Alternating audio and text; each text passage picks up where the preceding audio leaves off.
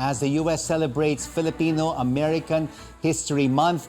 Get to know the story of this Filipino-American power couple who have earned prestigious media awards and is making waves among the Hollywood press. Joining us now from Los Angeles are Janet and Ruben Nepales. Thank you so much to you both for joining us. Happy Filipino-American History Month. Thank you, Rico, for having us. Thank you, Rico. It's always an honor to be invited in your show. You both have broken the glass ceiling in Hollywood. How did you do it? Ruben, Janet. Well, Ruben was the first one to break into the Hollywood and Golden Globe Awards. And then I just followed later on. But it's a lot of hard work and persistence also and patience. How competitive is it, Ruben, to be in the Hollywood press? Well, in the beginning, in Hollywood before, the international market was like not taken as much as the American market until the Hollywood movies made more in the international market, and that's when Hollywood started paying more attention to the international correspondents, the journalists, because that's now that's where they're earning more money in the foreign market. Both of you are authors as well. Ruben, with your book Through a Writer's Lens, has more than 1,000 photos of stars, and Janet, you churned out Fashion Filipino Hollywood, the world. What is it like to be surrounded by A-list celebrities in the world's entertainment mecca?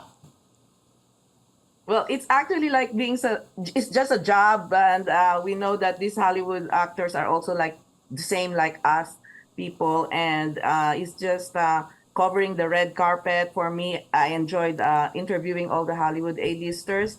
And thank you for also having me when I had my book. And it was sold out, and everybody's asking for another reprint. I'm sure. A bestseller, both of your books. But Ruben, how do you maintain objectivity in dealing with and writing about these A-list celebrities without being starstruck?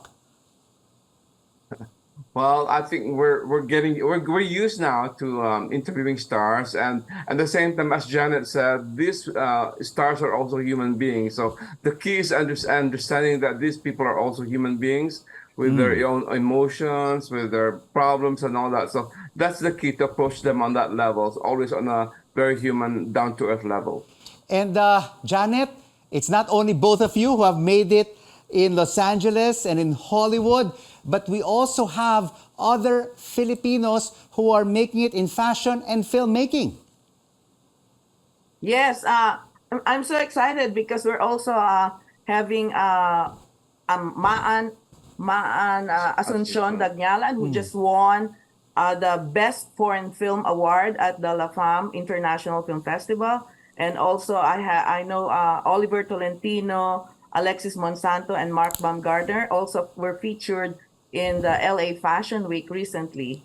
And Ruben will also talk about Manila International Film Festival. Yeah, well, let me mention too that Maan is the first Filipino to win the Best Foreign Film for Blue Room in La Fam Film and Film Festival, which has been in existence for 19 years. And John and I are also excited to share, especially on this Filipino-American History Month, that we are the co-founders of the inaugural Manila International Film Festival, where we intend to bring the films, especially from the Metro Manila Film Festival. And we're launching that on November 2, and then the actual festival is in late January, here in Hollywood. Spread the good word about Filipino films and entertainment. That is so great. You're both catalysts in Hollywood. But what would it take for more Filipino actors or actresses to make it in Tinseltown, to make it into the major Hollywood productions? Janet?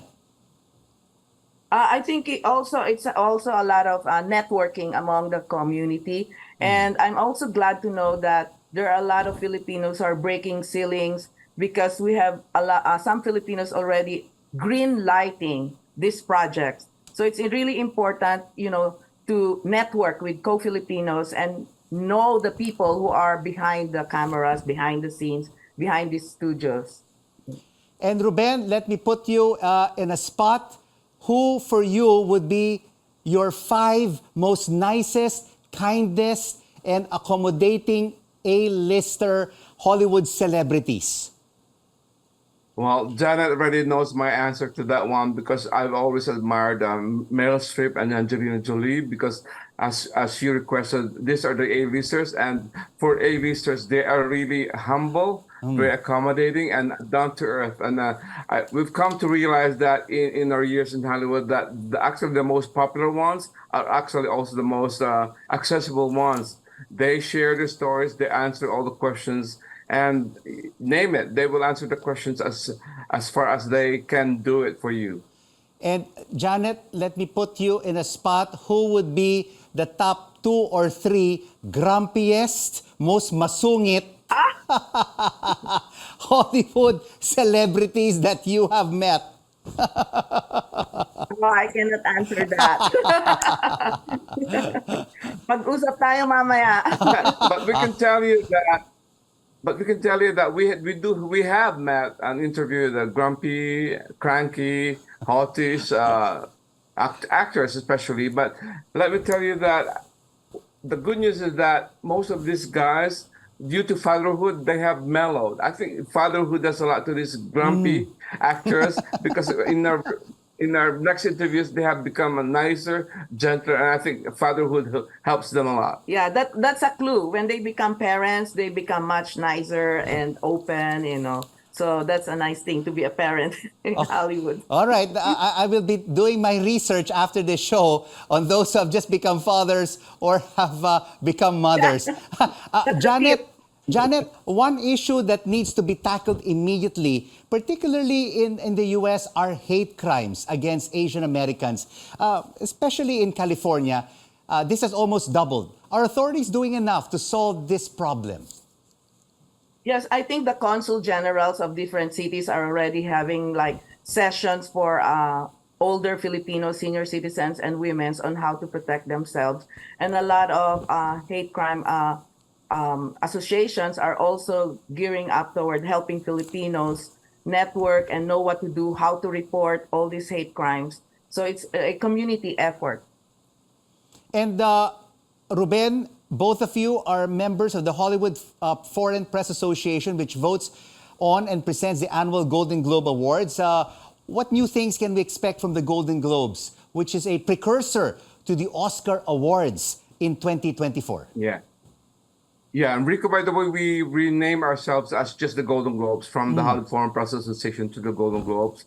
What can we expect? Something new this year in the Golden Globes that instead of just honoring the artistic ones, we came up with a category for successful but very artistic movies. We will also honor that. So because in previous years, the blockbusters who actually have artistic merit get ignored because we tend to honor the very artistic one. But now this time we will have awards for blockbusters that are also have artistic merit, because in the past these movies suffer in comparison. Thank you to both of you and congratulations on your success in Hollywood.